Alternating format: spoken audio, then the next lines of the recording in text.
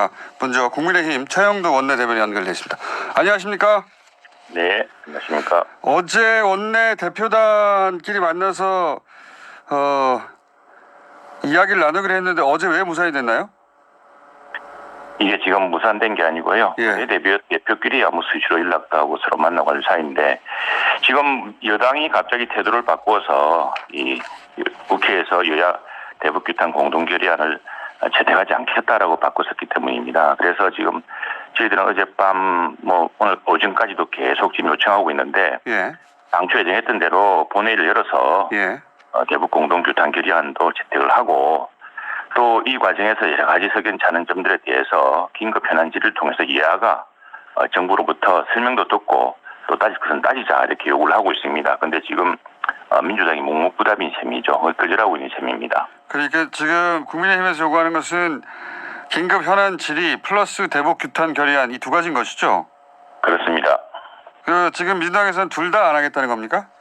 네, 그렇습니다. 아, 그렇군요. 둘 중에 이 본회의를 열면은 예. 본회의를 열면 해야 되고요. 그게 국회의 업무입니다. 지금 국회가 우리가요 이렇게 하는 이유가 있습니다. 지금 이게 우리 당뿐 아니라 정의당까지도 지금 공동결의안 채택을 하자고 심상정 대표가 이야기를 하고 있습니다. 예. 그리고 정의당의 한반도 평화본부장을 하시는 김종대 전 의원, 이분 국방 전문가 아닙니까? 이분은 지금 북한이 피해자를 사살할 때까지 머뭇거린 5시간 골든타임이었다. 그때 참모본부가 우리 주민을 구출하려고 하고 만일 주민을 사살하고 불에 태운 그 함정을 격파했어야 됐다까지 이야기를 하고 있고요. 다음에 우리 국회에서 가장 진보적이라고 할 수 있는 시대전환의 조중훈 의원 같은 경우도 이 북한의 우리 국민의 해상 총격 사건은 유엔에 해부해야 된다. 이게 그냥 넘어가서는 안 될 사안이다. 이 남북 관계라는 것을 자꾸 특수하게만 구진할 게 아니라 우리 남북 관계를 발전시키고 또 평화 체제로 가기 위해서는 국제 규범을 따라야 됩니다. 그랬을 경우에 지금 자꾸 북한의 행태가 사나워지고 있지 않습니까? 근데 개성공단의 연락사무소를 폭파시킨 뒤에 한마디 사과도 없었고 또 그건 이 국제 규범 근데 우리 상대국에 투자를 하거나 하면 서로 상대국의 투자국의 재산을 지켜준다거나 또는 국민의 생명의 안전을 보호해준다거나 이것이 평화와 서로 교류를 위한 가장 기본의 신뢰입니다.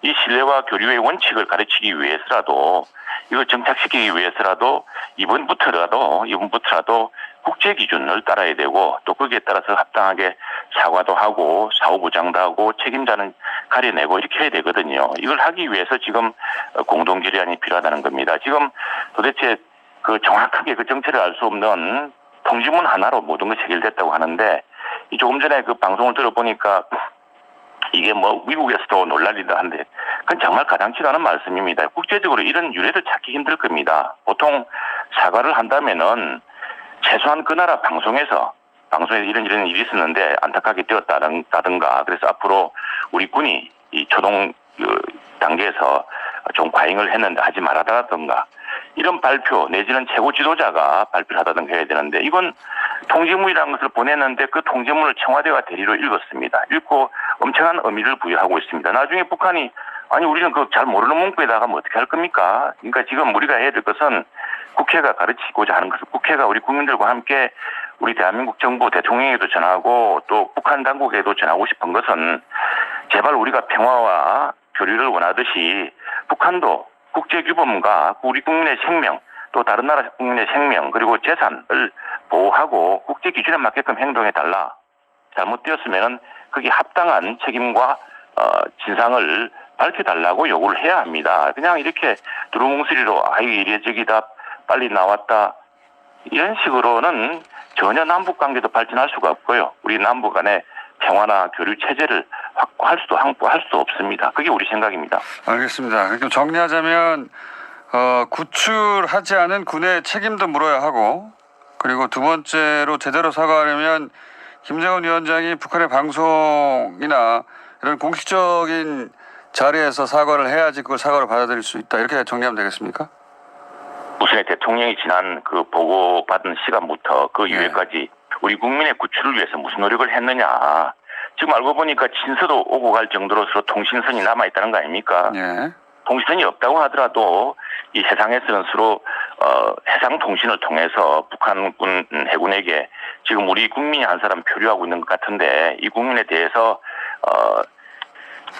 우리한테 돌려주든지 잘 보호해달라고 요청을 했어야죠. 그것이 지시가 내려갔어야 되고 해야 되는데 이 국민 한 사람의 목숨이 중요합니다.